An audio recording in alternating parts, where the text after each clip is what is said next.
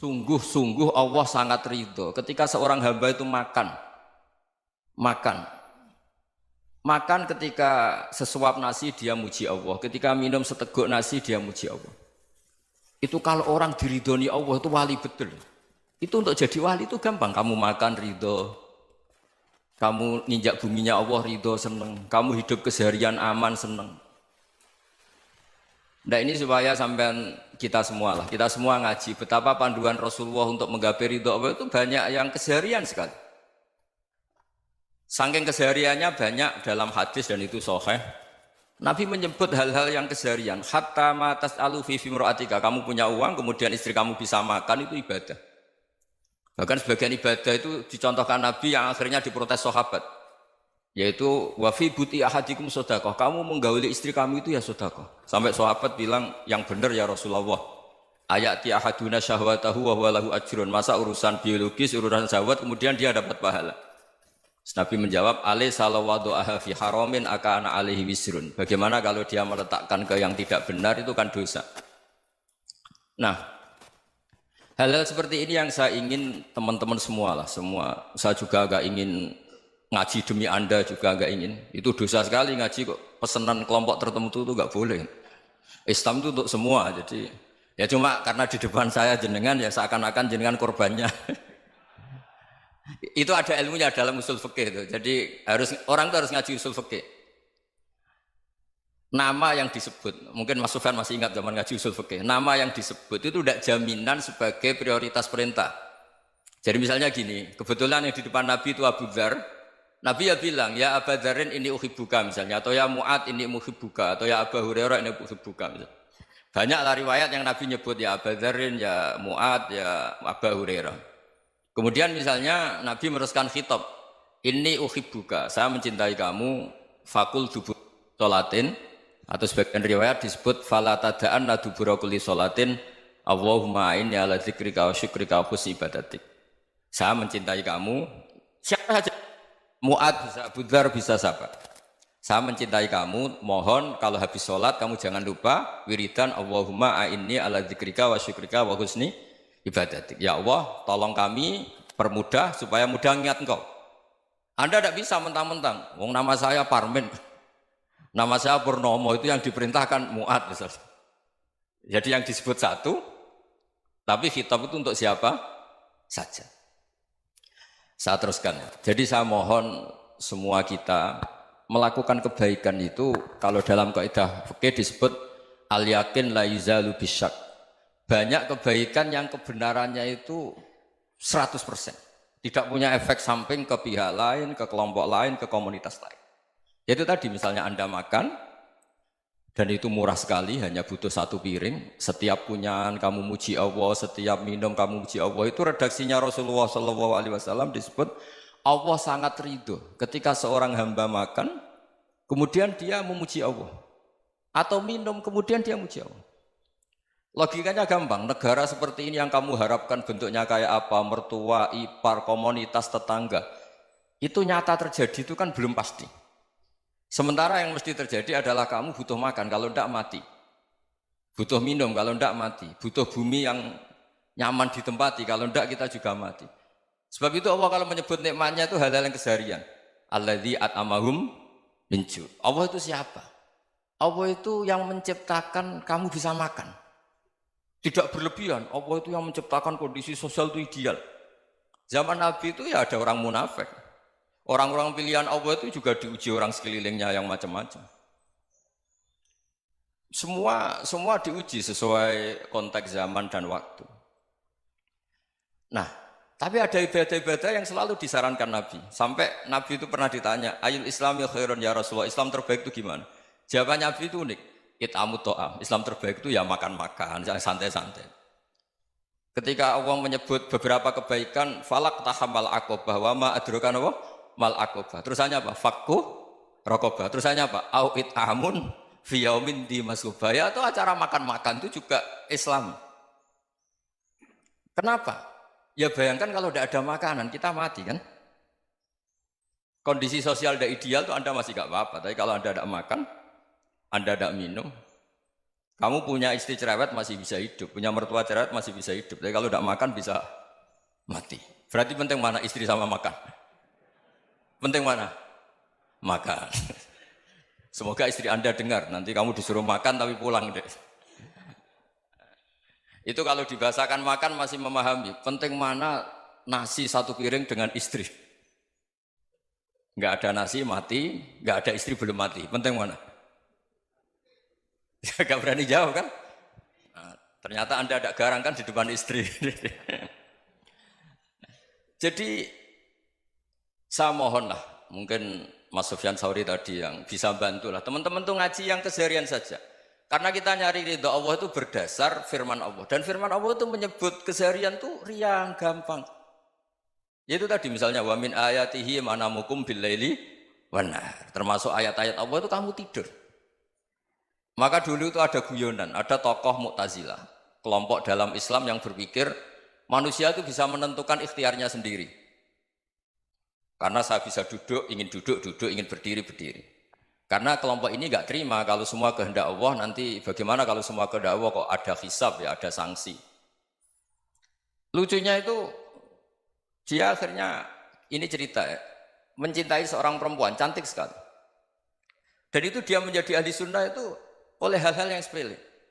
Karena istrinya cantik, ya namanya suami istri hubungan intim. Terus ditanya, Mas, masih ingin lagi? Masih. Silahkan diulang lagi. Wah ya tidak bisa. Katanya manusia bisa menentukan yang diinginkan. Itu tobat itu. Itu nggak bisa ditobatkan Mas Sufyan Ats-Tsauri. Orang cantik yang mudah nobatkan orang itu orang cantik. Segampang itu. Akhirnya kita tahu, makanya kalau dalam kitab Hikam itu disebut al-aqil mayyakul madza yaf'alu wa hubi wal ghafil mayyakul madza af'al. Orang yang punya akal karena sadar ini wilayah Allah, semua milik Tuhan. Itu dia tiap hari berpikir, besok Allah akan melakukan apa terhadap dunia ini. Kamu merencanakan sesuatu mau plesir, ternyata gempa.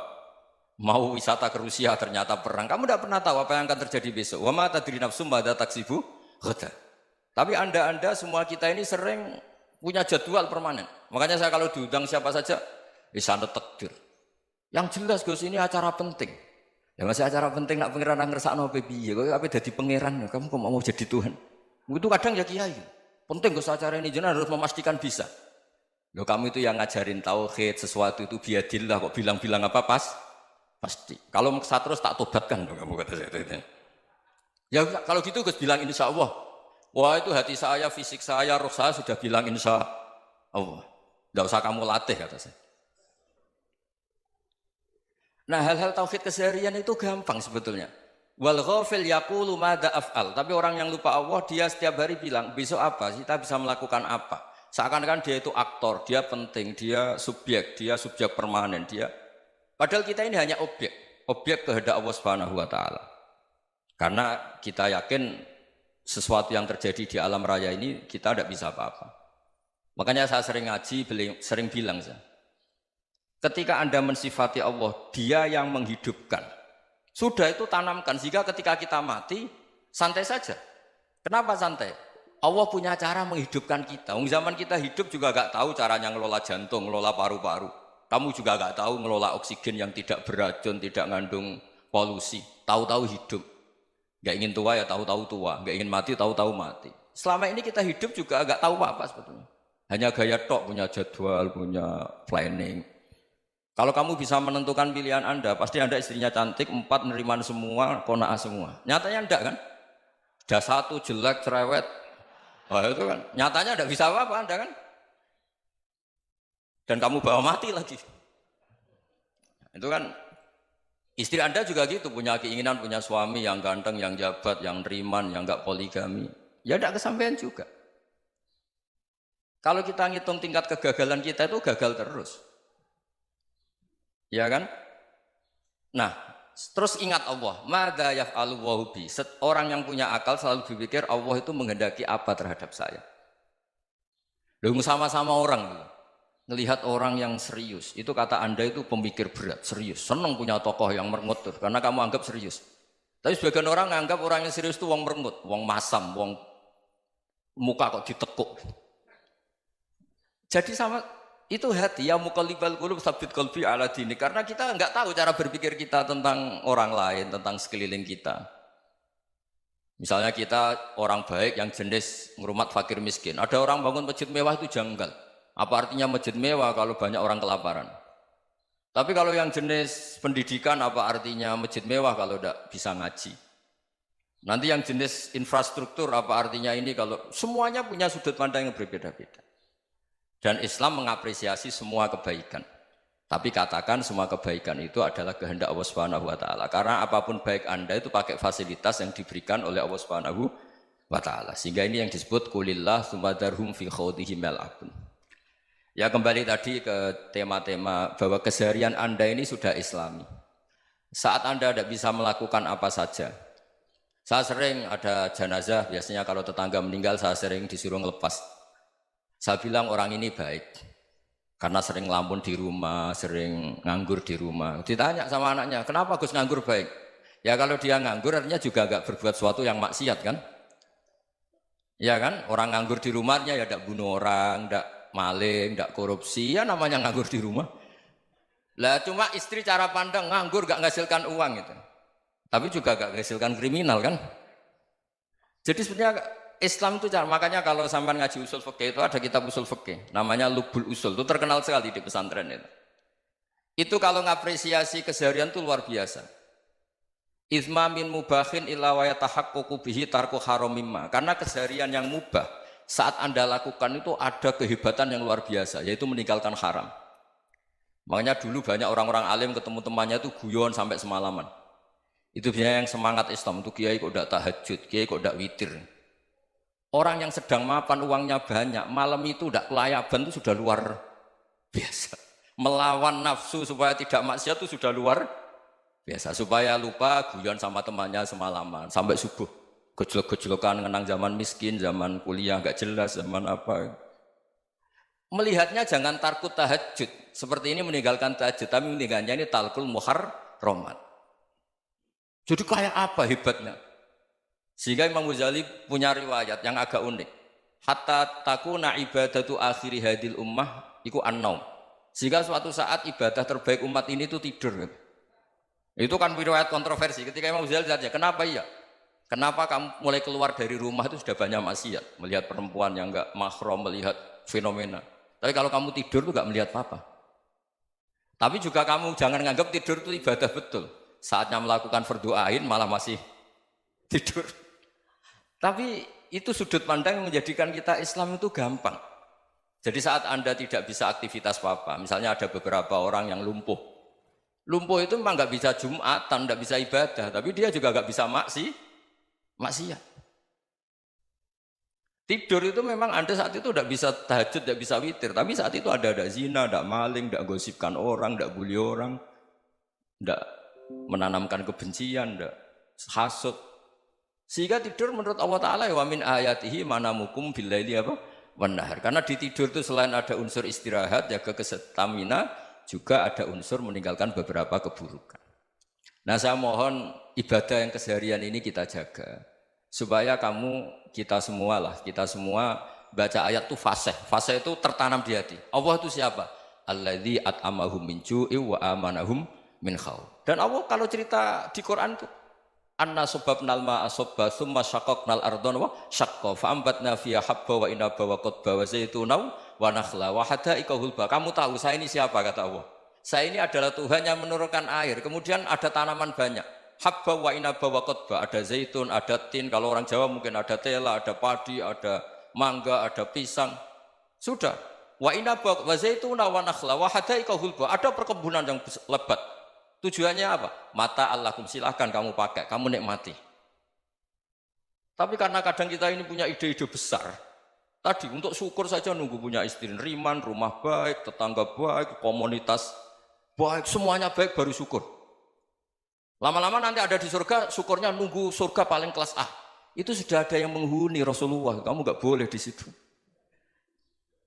Masa untuk syukur saja? Repotnya Masya Allah. Jadi mohonlah Quran yang kalau Anda hafalkan juz amma itu kan ada ayat-ayat yang kayak tadi. Ya, fal yang dzuril insanu ila ta'ami. Coba lihat Apa yang kamu makan ya? Dari mana? Dan untuk mempertahankan hidup kamu keseharian. Jadi jangan kira ibadah itu harus membentuk komunitas yang versi Anda. Ibadah itu harus yang hal yang mulu-mulu. Kesehariannya Anda alami. Loh ini saya tidak bikin-bikin. Saya ngaji bukan karena berdasar pesanan. Itu ayat yang saya baca kan betul ada ayatnya kan. Fal yang dzuril insanu ila tu'ami anna sobabnal ma'a sobba thumma syaqaqnal ardo syaqqa fa ambasna fiha habba wa inaba wa qadba wa zaituna wa nakhla wa hada'iqa ghulba. Terusannya apa? Mata'al lakum, silakan kamu nikmati. Mata itu silakan kamu nikmati. Ya kayak sampean dikasih hidangan ya makan. Ya sudah makan, habis makan ya minum, habis itu ngantuk ya tidur. Ya sudah normal-normal saja. Kayak apa indahnya Islam? Tapi Anda mencari Islam yang gimana lagi? Nah itu yang diajarkan guru-guru kita, diajarkan sanad kita sampai Wali Songo, sampai Rasulullah SAW. Bahwa pada akhirnya ada jihad, ada perang. Itu dulu memang perang, bukan membunuh, beda. Dulu kita dijajah Belanda ya perang, dan itu normal karena kita dijajah. Jadi ketika orang lain ingin baik sama kita, wa in ahadum minal musyrikin astajaroka ya fajirhu hatta yasma'a kalam Allah. Kalau mereka ingin baik ya kita baik. Makanya ada istilah mustakman, mu'ahad. Kalau mereka ingin damai, berdampingan dengan kemajmukan ya itu yang lebih baik.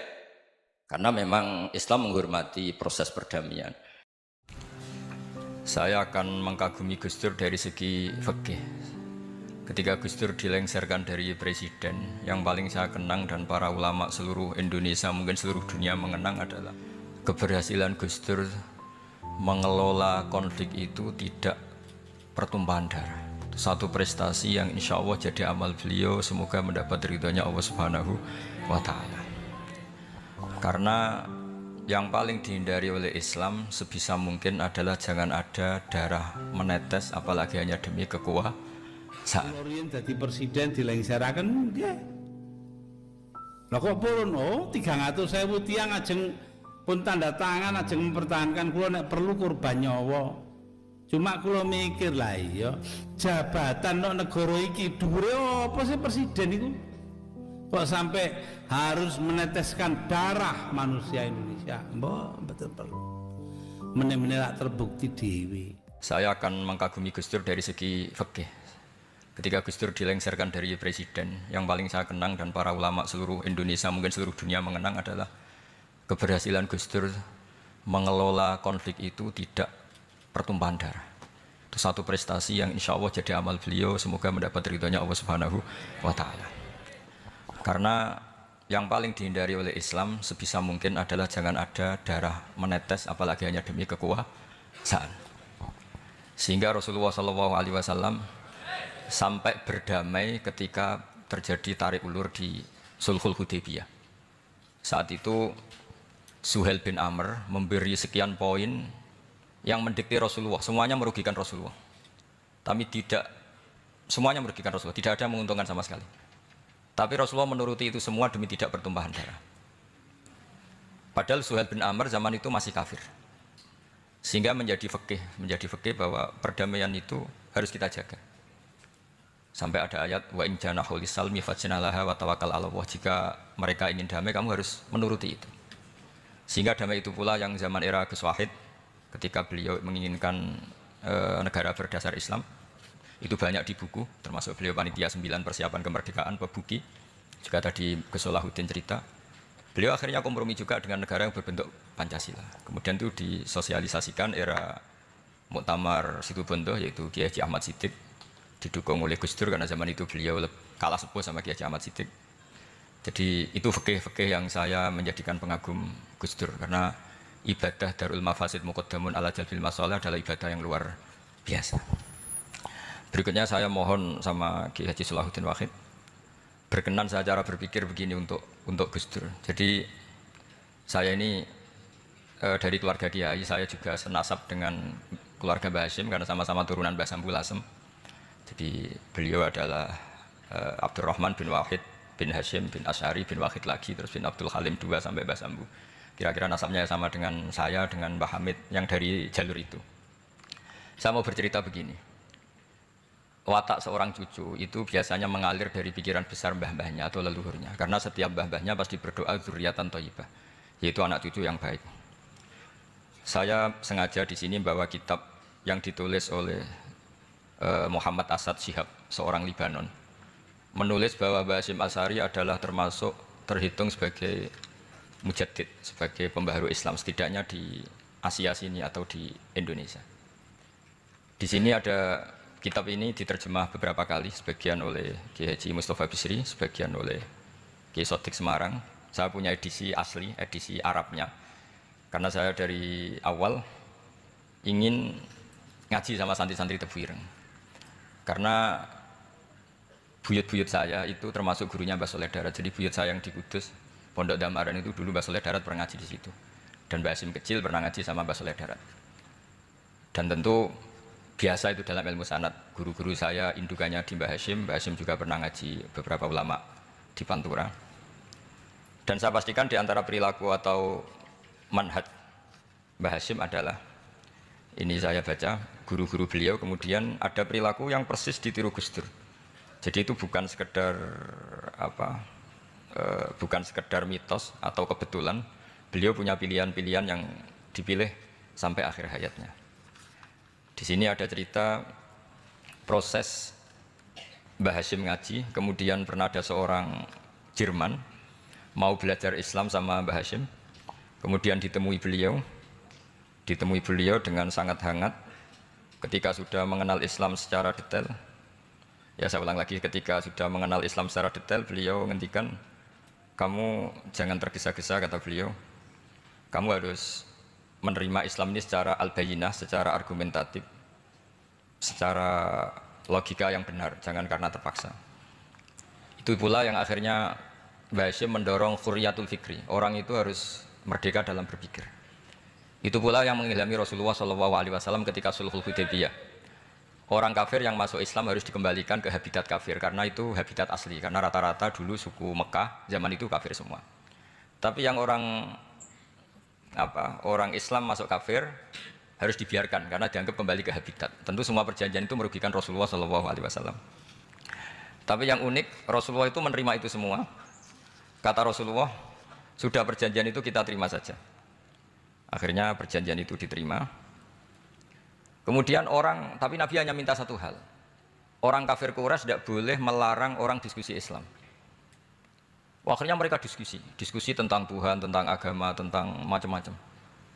Sehingga mereka akhirnya membandingkan, namanya punya Tuhan batu sama Tuhan yang disebut Muhammad. Tentu mereka masih jangkar pakai nama Muhammad. Mereka diskusi. Kalau kita punya Tuhan berhala, efeknya begini-begini. Kalau Tuhan kita banyak, efeknya gini-gini.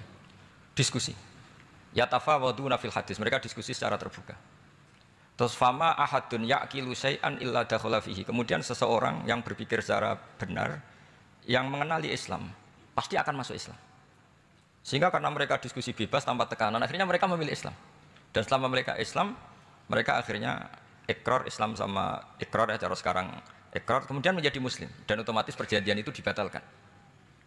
Makanya kata Imam Zuhri, guru Imam Malik, maka nafathun a'zuma fil Islam min sulhul Hudaybiyah. Enggak ada kemenangan Islam sehebat kemenangan dalam Hudaybiyah, yaitu orang berbebas berpikir. Kemudian kebebasan berpikir ini pasti mengarah ke mengaku yang benar, menanggalkan yang salah. Tentu orang dulu mendewa-dewakan Lata Uzza, pokoknya menuhankan makhluk, menjadi sadar bahwa itu aneh. Kenapa kita harus sembah batu yang dipahat, kenapa kita harus menyembah makhluk dan sebagainya, dan akhirnya mereka Islam. Tapi dulu kalau suasana perang itu keinginan orang hanya ingin menang kalah. Jadi yang kafir itu hanya ingin menang, pokoknya jangan sampai kalah, nggak pernah berpikir Islam itu apa. Di mana-mana perang itu ya pikirannya menang kalah. Tapi setelah nggak ada perang, meskipun segala perjanjiannya merugikan Islam, orang akan berpikir secara objektif. Makanya fama ahadun yaqilu syai'an illa dakhala fihi. Tidak ada seseorang yang berpikir tentang Islam kecuali akhirnya masuk Islam. Sehingga itu disebut maka nafathun a'zama fil Islam min sulhul Hudaybiyah. Enggak ada futuhat yang sebesar sulhul Hudaybiyah. Ya, kitab ini namanya Wadi'ul Labinat Istiqlalil Indonesia. Mungkin santri Tebuireng mungkin lebih tahu ya, karena harusnya lebih tahu. Jadi kalau tahunya baru sekarang ya rada innalillahi wa inna ilaihi rajiun. Jadi saya tidak perlu bangga lebih tahu karena memang seharusnya Anda lebih tahu. Kalau tidak ya keterlaluan. Ya namanya itu Wadi'ul Labinatil Istiqlal al Indonesia. Ini saya baca tapi ini demi Gus Dur, artinya bahwa pilihan-pilihan itu mulai ada zaman Mbah Hasyim Asy'ari. Saya baca satu-satu ya, mulai kredibilitas ilmu beliau, karena dalam Islam itu harus ada sanad. Saya pernah ditanya seorang ilmuwan, Pak Bahak, kenapa Islam itu harus ada sanad? Kita kan orang cerdas, kan bisa berpikir sendiri, ngapain nunggu pikirannya orang-orang gitu. Terus saya bilang agama itu agamanya Allah dan Rasul. Kalau pikiran kamu namanya agama kamu, bukan pikiran agama, kata saya. Kalau kamu punya pikiran, yang namanya pikiran kamu, tidak agama. Kalau agama itu harus bersanad. Jadi pikirannya Mbah Hasyim sama dengan pikirannya Mbah Mahfud pikirannya sama dengan Said Abi Bakar Sato sama dengan Sayyid Zaini Dahlan dan seterusnya sampai logika itu sampai Rasulullah Shallallahu Alaihi Wasallam. Saya beri sekian contoh. Pikiran yang kita ciptakan bisa salah, misalnya begini. Dulu misalnya Nabi pernah bersabda, al-qatil wal maqtul finnar, pembunuh yang dibunuh sama-sama neraka. Jadi idal takol muslimani bisayfihima fal qatil wal maqtul finnar. Jika dua orang muslim bertemu sama-sama bawa pedang, maka yang bunuh maupun yang dibunuh itu sama-sama masuk neraka. Makanya kita harus syukur sekali Indonesia itu paling menghindari membunuh, karena kalau sesama muslim membunuh itu ancamannya berat, sama-sama masuk neraka. Bukan sekedar diboyong dari pondok Tebu Ireng, itu neraka gitu. Kalau dibayang pondok gampang, nanti pondok lain gampang. Terus logika sahabat begini, hadza al-qatil fama balul maqtul. Oke ya Rasulullah, kalau al-qatil masuk neraka namanya pembunuh, oke kita terima. Tapi fama balul maqtul, lalu dosanya yang terbunuh itu apa? Wong dia korban kok dia dibunuh? Apa jawabannya Rasulullah sallallahu alaihi wasallam? Jawabannya innahu kana harison ala qatli sahibi. Sebetulnya dia juga mentalnya pembunuh, cuma nasibnya terbunuh. Jadi seperti misalnya sampean hasud saya, itu enggak perlu disakeni. Sebenarnya sampean yang inginnya ya menggusur saya, cuma nasibnya tergusur gitu. Makanya kalau ada orang rebutan pacar kok kalah itu udah usah disakeni. Sebenarnya mentalnya dia perebut gitu. Cuma nasibnya kalah gitu loh. Jadi apa ya? Ya tadi. Ya ini penting ya, penting sekali. Itu jadi sebetulnya ketika duel itu semuanya kan mentalnya pembunuh. Maka dia nasib saja sebagai maktul, tapi mentalnya pembunuh. Karena dia mentalnya, niatnya, komitmennya pembunuh, maka dia sama-sama di neraka. Maktul itu fakta, faktanya terbunuh, tapi mentalnya pembunuh. Sehingga hukumannya sebagai pembunuh. Sama kalau sampean berebut itu mentalnya ya perebut. Cuma nasibnya kalah atau terebut. Itu soal nasib. Ini saya baca dulu ya guru-guru Mbah Hasyim supaya clear. Selama ini yang dikenalkan beliau ngaji sama saya Mahfud, saya Khotib Minangkabau. Ini di kitab ini. Saya baca sesuai harokat yang ada di kitab ini. Nanti kalau sampai tidak cocok karena beda madhab, ya nggak apa-apa asal pinter saja. Karena baca kitab itu unik. Kadang-kadang satu guru sama guru yang lain itu beda-beda. Dan biasanya guru itu nggak mau kalah. Mbah Mun tuh sering cerita, ada kiai maknani wati ini lanwit alu. Itu muridnya gerutu karena pernah mondok itu kok nggak gitu. Pak guru, di kitab saya maknanya itu pohon elu. Lah iya cung wit elu kena gua alu kata gurunya karena gurunya nggak mau kalah. Ada yang guru itu salah baca wal jarodin lan lawang. Muridnya nggak terima. Pak Yai saya pernah ngaji itu maknanya walang. Lah iya walang sing ning lawang cung. Itu memang kasus makna-makna di Jawa itu banyak. Karena awalnya memang wis rodok bodoni. Kenapa saya bilang bodoni? Yang bilang Mbah Mun makna Jawa ono bodoni nih. Karena watin itu kan nggak ada di Indonesia. Tapi kiai itu malu kalau gak iso maknani. Akhirnya wati ini wet elu. Tanyakan orang pakar ahli Jawa, ya tidak tahu lo itu apa. Pokoknya butuh kiai itu ada lafaz ya ada maknanya. Padahal jenis itu nggak ada di Indonesia. Seperti haudat itu maknanya di Jawa sekedup. Sekedup itu rumah kecil yang ada di unta zaman dulu. Di Jawa ada enggak? Ya ada. Kalau kamu tanya orang Jawa ini apa namanya? Namanya ya rumah kecil di atas unta. Tapi kiai Jawa dulu punya makna namanya apa? Sekedup. Jadi kiai Jawa itu luar biasa improvisasinya. Ya rodok bodoh nih. Gitu. Lah yang sering bodoni itu bab halal haram, tapi bodoni apik. Ya tidak semua bodoni itu buruk, kadang wajib. Betul ya? Ini sama tergesola. Ini karena keahlian fikih saya juga barokahnya Mbah Hasyim Asy'ari supaya beliau senang. Beliau senang karena para nabi, para wali, para ulama itu tidak meninggal. Tadi kalau Mbak Anita bilang wafat itu kalau dalam bahasa Arab wafa yafi wafaan itu maknanya nuhoni. Nuhoni itu sudah memenuhi. Jadi sebenarnya memang nggak pernah ada orang mati itu. Jadi kita punya jatah umur, jatah rezeki sudah terpenuhi semua. Namanya wafat. Dari kata wafa yafi wafaan, sesuatunya sudah penuh maka diambil. Kalau roh sendiri nggak pernah meninggal. Ya roh sendiri kalau Mbak Anita bilang kita memperingati kehidupan Gus Dur ya memang hidup karena tadi nggak ada siapapun bilang orang itu mati. Orang mati itu adalah jasad, rohnya diambil dari jasad. Lah roh sendiri ini nggak pernah berstatus mati karena makanya orang Jawa semua sepakat. Wong mati itu piye? Sing nyawane dijabut, jasadnya mati, nyawanya diambil. Kemudian nyawa ini yang mengalami dapat nikmat maupun dapat azab. Sehingga keyakinan ahli sunnah wal jamaah ini perlu didoakan karena menghadapi Allah butuh topangan doa dan doa itu nggak pernah salah karena otoritas doa itu. Terus ini cerita akhirnya orang ini sampai masuk Islam. Ketika masuk Islam di antara pesannya Mbah Hashim, saya ulang lagi, di antara pesannya siapa? Mbah Hashim itu beliau bilang kamu harus dipikir-pikir lagi katanya. Itu kan satu kearifan Mbah Hashim ini saya baca karena saya takut ditegur ini, saya juga nunggu surat kok tidak datang-datang ini kok supaya cepat selesai. Ini bebas. Kalau ada surat malah kebenaran ini karena sudah mulai nyari-nyari. Ya jadi saya mohon nanti kitab ini bisa dikaji di sini. Nanti saya tinggal di sini ada cerita-cerita sampai beliau berteman orang Eropa, terus beliau macam-macam sampai terus saya teruskan. Suma arsalatku syirka ila Indonesia 1929 watana qala fi katsir minal mudun wa makata akhiran fi madinati Surabaya bi Jawa Syarqiyah wa min huna bada'atil hidayah wa taufik taqudanihi ilal khairi hadas lautil hadis fil amil alladhi yakti fatratas tirah. Jadi orientalis tadi ketika berteman Mbah Hashim lama-lama tertarik oleh Islam. Ketika mulai tertarik dengan Islam wa sya'ara bil istiqra aruhi wal amni tam wa kaifa ya'budu rabbahu ibadatan hakikiyah. Terus mulai tertarik dengan Islam, terus konsultasi sama Mbah Hashim. Jadi tertariknya barokahnya Mbah Hashim. Orang ini kemudian wabakiyal muhandis itu insinyur Karel von Schmidt fi Indonesia hatnan talatil harbul alamiyah sehingga perang dunia kedua selesai wa indama qawamal indonesiun di hukmil al hulandi fi harbil istiqlal am wa kana muhandis fi sufufil indonesian dafa'u islamuhu li yasyarika sak terus. Terus ini saya cerita, jadi Mbah Hashim pernah mengislamkan orang Belanda, orang Jerman. Orang apa? Orang Jerman, terus orang ini hidup di Hamburg sampai akhirnya beliau dakwah Islam di sana. Jadi ini ini pentingnya supaya sampean tahu bahwa Tebu Ireng mulai dulu adalah komunitas internasional. Ya, Tebu Ireng mulai dulu adalah komunitas internasional. Jadi terus ketika ngadepi Indonesia yang dijajah,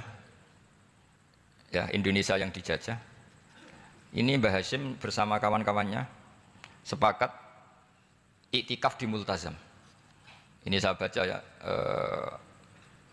Wa akhiran istama'a ma'anuh batin min haula'i talaba min zalama alaihi al-had Muhammad Hashim ala ayata'ahadu wa yaqumu bi amalin fi lailatin lailan min laili syahri Ramadan. Al-mu'azzam istama'a haula'i talaba waladina yantamuna ila iddati qawamiyatin. Qawamiyah itu kalau bahasa sekarang perlawanan min Afrika wa buldani janubi Asia, Asia Tenggara, wa Asia Wusta, Asia Tengah, wal buldan al-Arabiyah. Wa kana al-had Muhammad Hashim Asy'ari ahadahum. Wa waqafu jami'an amamal multazam bil Ka'batil musyarrafah. Wa ahadu wa aqsamul yamin ala yakum bil jihad fi sabilillah li ilahi kalimatil Islam wa tauhidil muslimin bin nasril ilmi wa tawiyah wa tafaqquh fiddin talaban lil mardatillahi ta'ala la yarjuna min wara'i dzalika malan wala mansiban li anfusihim. Jadi sebelum beliau pulang ke Indonesia, itu komunitas Asia Tengah, Asia Dekat, Asia Jauh, semuanya dijajah karena Mesir dijajah Prancis, yang Burma dijajah ini, yang Indonesia dijajah ini, semuanya berdoa di Multazam. Intinya Mbah Hashim itu patriotik betul.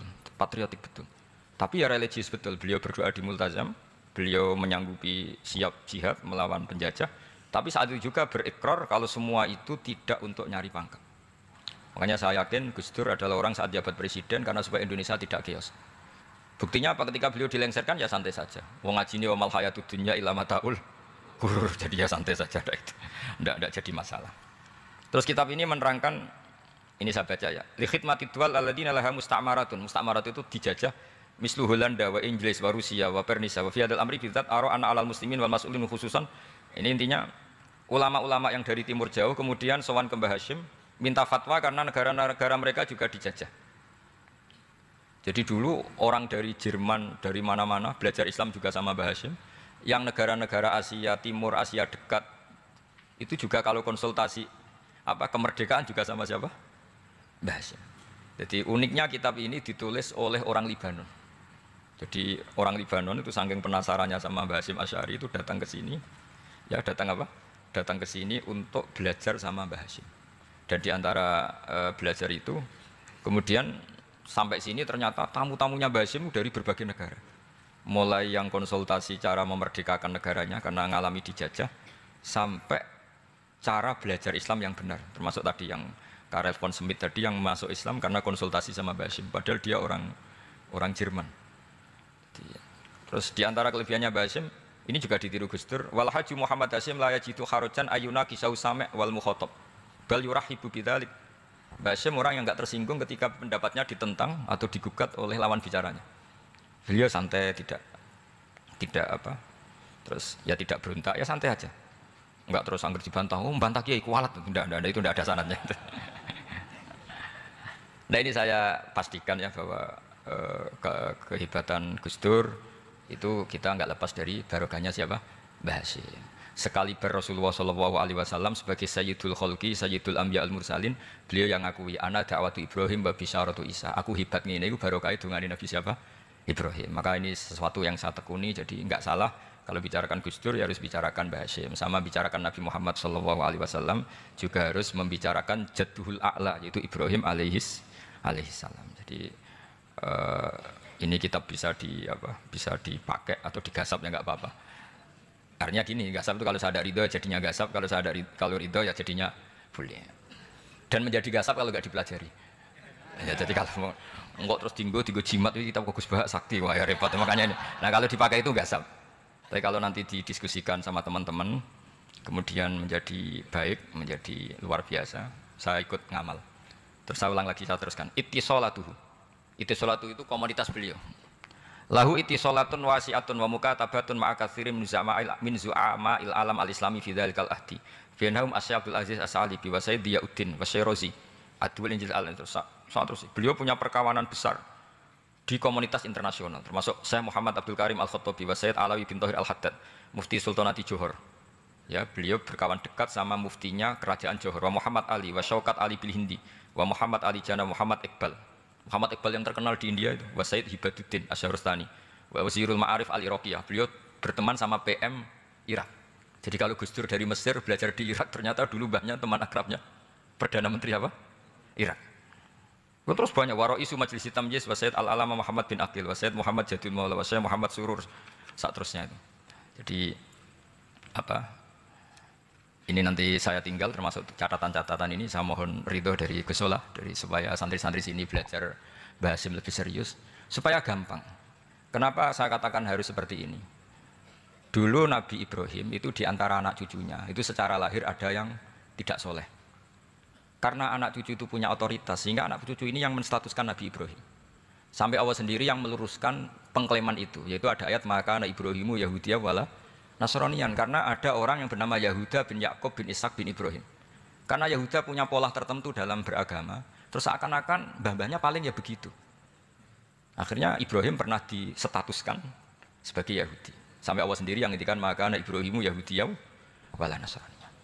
Sampai datang Rasulullah SAW yang memaklumatkan saya juga cucu Ibrahim orisinil.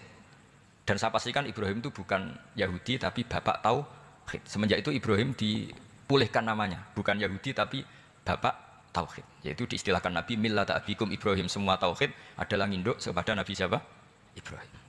Nah saya ingin santri-santri Tebu Ireng misalnya nanti suatu saat jadi komunitas internasional, jadi orang keren komunitas internasional, itu bukan karena ingin gaya-gayanan terkenal, tapi ingin niru Mbah Hasyim bahwa itu awal dakwah Anda fil alam. Semua alam ini tentu butuh tauhid, butuh kebenaran, bukan gagah-gagahan sebagai orang populer. Terus persahabatan yang luas, misalnya Anda khusyuk terus kuper, wah ratau kancanan wong habis jadi wali gini terus kuper.